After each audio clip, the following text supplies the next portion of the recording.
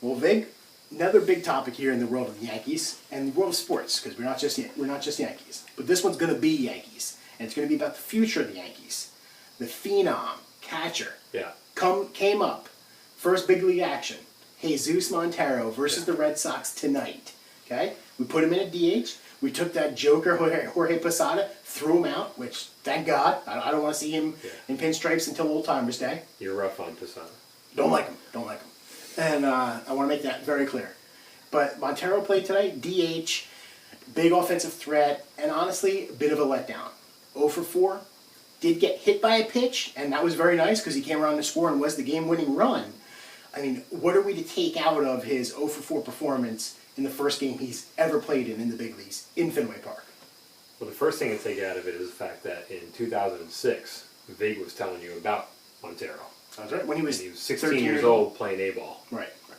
Which is, 3 years younger than everyone else who's playing A-ball at that time. He was playing for the Charleston Yankees.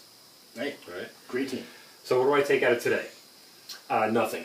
Absolutely nothing. One game, guy was probably shaking his boots. Why don't the Yankees bring him up a couple series ago? Why don't they let him play against the Oakland AAA's to get his feet wet a little bit? I can answer that for you. And then let him go ahead and move into the Red Sox series kind of smoothly, rather than, first game, kid, why don't you go ahead and hit against Jon Lester? Well, top 10 pitcher in the league. I don't mind throwing people into the fire.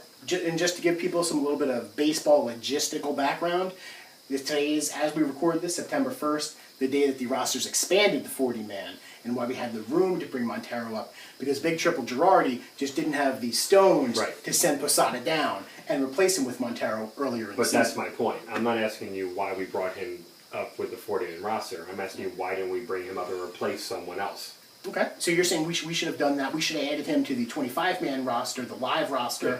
It's not just about Posada. There were plenty of other guys throughout the season that we could have lost in favor of Montero. So I take nothing out of first game. You put him into Fenway. He goes 0 for 4. So what? To me, he is the future of the Yankees from a catcher position, from maybe a DH or first base position. So I take nothing out of today. He's still my guy.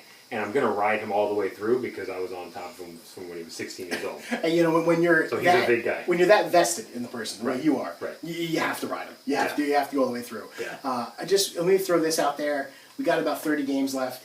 I imagine he's going to play in a good number of them because let's be honest, they're not all have to wins, must wins for the Yankees. Throw out a number for me. 30 games, give him 100 at bats. What's Montero's numbers going to look like at the end of the season? 270, light power, getting used to the league, and then long term, he's our guy in the future. Okay.